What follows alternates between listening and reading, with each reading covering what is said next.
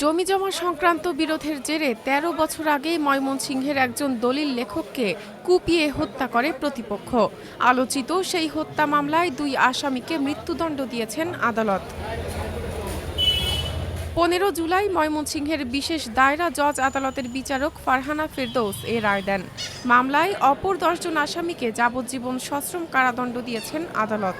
জাকারিয়া মিন্টু হত্যা চাঞ্চল্যকর হত্যা ছিল এবং এই আসামিরা পরিকল্পিতভাবে জাকারিয়া মিন্টুকে নৃশংসভাবে হত্যা করে।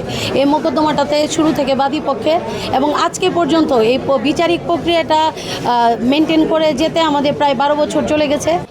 আদালতের নথি অনুযায়ী ২০১৩ সালের ১৪ আগস্ট ময়মনসিংহের ভালুকা উপজেলার উথুরা ইউনিয়নের নারাঙ্গি গ্রামে নিজের পৈতৃক সম্পত্তি দেখতে যান দলিল লেখক আবু জাকারিয়া মিন্টু।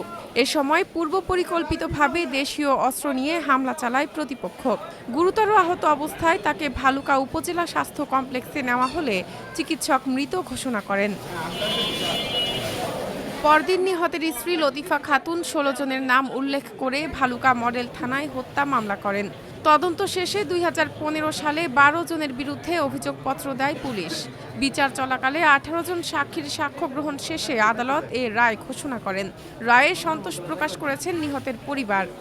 পরিকল্পিতভাবে তারা সবাই অস্ত্রশস্ত্র নিয়ে আমার বাবাকে নৃশংসভাবে হত্যা করে এবং এই দীর্ঘ সময় হয়ে গিয়েছে ১৩ বছর পর আজকে রায় হলো। তো অনেক সময় অতিবাহিত হয়ে গেছে, তারপরেও ২ জনের মৃত্যুদণ্ড এবং বাকিদের যাবজ্জীবন আমরা ন্যায় বিচার পেয়েছি। আমি আদালতে বিচার চাইছি, আমি সন্তুষ্টজনক বিচার পাইছি। রায়ে অসন্তোষ প্রকাশ করে উচ্চ আদালতে যাওয়ার কথা জানিয়েছেন আসামি পক্ষের স্বজনরা। রায় আমরা সন্তুষ্ট না, আমরা আপিল করব। এদিকে দ্রুত রায় কার্যকরের দাবি জানিয়েছেন নিহতের পরিবারের সদস্যরা।